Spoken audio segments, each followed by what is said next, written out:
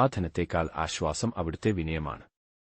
ഈ സൂറത്തിന്റെ മഹത്വത്തെക്കുറിച്ച് നബി സല്ലല്ലാഹു അലൈഹി വസല്ലമ അരുളി, ഇത് തൗറാത്തിൽ ഉണ്ടായിരുന്നെങ്കിൽ മൂസ അലൈഹിസ്സലാം യുടെ ജനത ജൂതന്മാരാകുമായിരുന്നില്ല, ഇഞ്ചീലിൽ ഉണ്ടായിരുന്നെങ്കിൽ ഈസാ അലൈഹിസ്സലാം യുടെ ജനത ക്രിസ്ത്യാനികളാകുമായിരുന്നില്ല, സബൂറിൽ ഉണ്ടായിരുന്നെങ്കിൽ ദാവൂദ് അലൈഹിസ്സലാം ന്റെ ജനത വികൃതമാക്കപ്പെടുമായിരുന്നില്ല.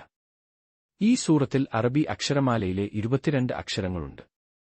നബി സല്ലല്ലാഹു അലൈഹി വസല്ലമയുടെ വഹീന് ശേഷമുള്ള സഹായികളുടെ എണ്ണവും 22 ആണ്.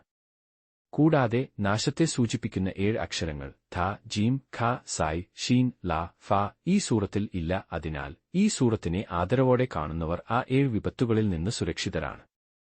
ഹുദൈഫ് റളിയല്ലാഹു അൻഹു പറയുന്നു, ഒരു ജനതയുടെ മേൽ അല്ലാഹു ശിക്ഷ വിധിച്ചാലും അവരുടെ കുട്ടികളിൽ ഒരാൾ മദ്രസയിൽ വെച്ച് അൽഹംദുലില്ലാഹി റബ്ബിൽ ആലമീൻ എന്ന് ഓതുന്നത് കേട്ടാൽ ആ കുട്ടിയുടെ ബർക്കത്തുകൊണ്ട് അല്ലാഹു ആ ശിക്ഷ 40 വർഷത്തേക്ക് നീട്ടിവെക്കും.